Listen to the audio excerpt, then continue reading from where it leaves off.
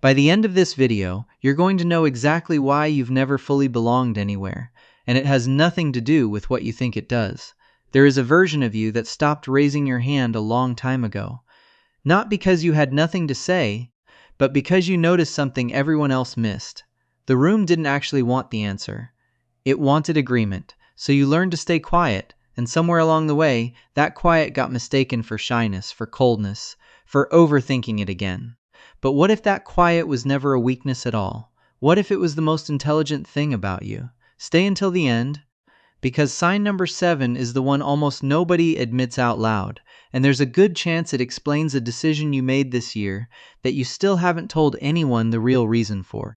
There's a particular kind of person who moves through the world like this, deeply perceptive, quietly self-aware, and almost allergic to attention. They don't announce how much they understand. They just carry it, like something private. If you're watching this, some part of you already knows you're one of them. You've probably been told you're too sensitive, too in your head, too much, by people who were honestly too little paying attention. But there's another explanation, a simpler one. Maybe you just see more of the picture than most people are built to see, and that gift comes with a cost nobody warns you about. Because when your mind runs this deep, and your heart stays this open, the world starts to feel like a room built for a different kind of person. You don't quite fit the furniture. But stay with me, because by the end of this, you're going to understand exactly why. And more than that, you're going to feel something settle inside you that's been unsettled for a very long time. Here are 10 signs of a rare kind of mind, a mind with real intelligence, and almost no ego attached to it. We're not just going to name them, we're going to walk into the rooms where they were built. The first sign, you ask the question no one else thought to ask. While the room is busy performing certainty, you're doing something quieter. You're listening for what's underneath the conversation, and then you ask one question that turns the whole thing sideways. That's not luck, that's architecture. People who haven't looked closely at their own thinking tend to feel very sure of it, but it's the people who've actually gone deep who come back changed, humbler, slower to speak, faster to wonder. You stopped needing to be the smartest person in the room a long time ago. You needed to understand the room instead. Second sign, being wrong doesn't wound you. Most people defend a bad idea like it's a piece of their own body because somewhere in childhood being wrong got tangled up with being unworthy. But you? Something in you separated those two threads early. When you find out you were wrong, there's a flicker of something almost like relief, because now you know more than you did 5 minutes ago. That didn't happen by accident. Maybe someone once taught you that mistakes are just information, or, and this is more likely, no one taught you that at all, and you had to build it yourself, alone, after one too many small failures got treated like character flaws. Either way, you built an internal room where being wrong is safe. Most people never build that room, but you live in it. Third sign, you understand people before you judge them. Somebody snaps at you, cancels last minute, or goes quiet for no clear reason, and while the average mind reaches for a verdict immediately, rude, flaky, cold, you reach for a question instead. What happened to them today that I can't see? That's real empathy, not the performative kind, the kind that costs something. But here's what we'll come back to in a moment, because it matters. That same empathy has a shadow side. When you spend your whole life reading everyone else's weather, you can forget to check your own. You become fluent in other people's pain and strangely illiterate in your own. There's a reason for that too. If you grew up in a house where the emotional temperature could shift without warning, you probably learned to read a room before you learned to read a book. You became a kind of emotional early warning system. That system kept you safe once. Now, sometimes, it just keeps you tired. Fourth sign, a compliment makes you flinch, just slightly. Someone tells you you're brilliant or kind or talented, and something in you wants to correct them, downplay it, or change the subject.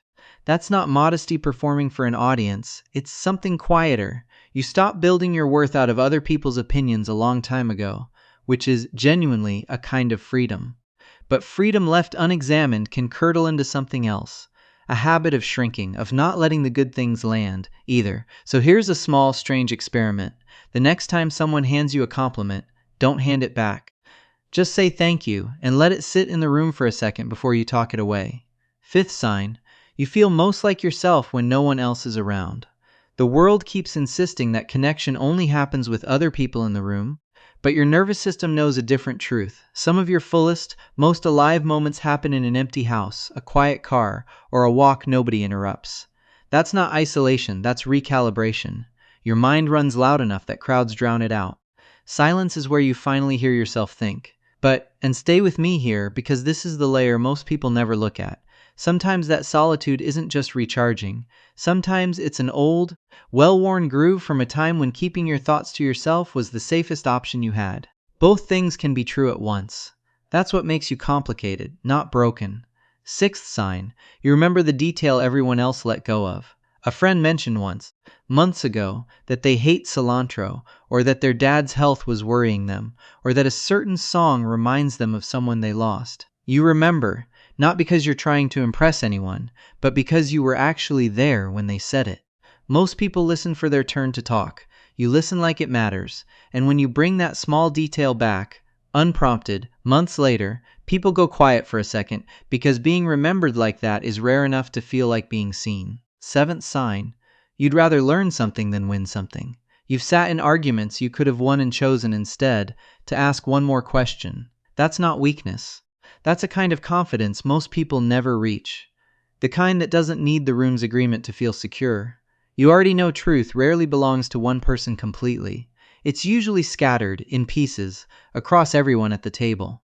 Eighth sign, you don't compare yourself to others, and yet some nights you still wonder if you're enough.